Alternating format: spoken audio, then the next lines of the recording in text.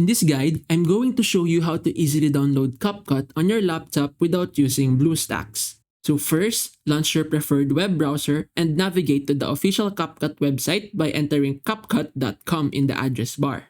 Once on the website, you'll see options such as Edit Online or Download. Click on the Download for Windows or Download for Mac button depending on your OS. After clicking the download button, you'll be prompted to choose a location on your computer to save the setup file. Choose your preferred location and click Save. Once the download is complete, navigate to the location where you saved the setup file, double-click it to run the installation process.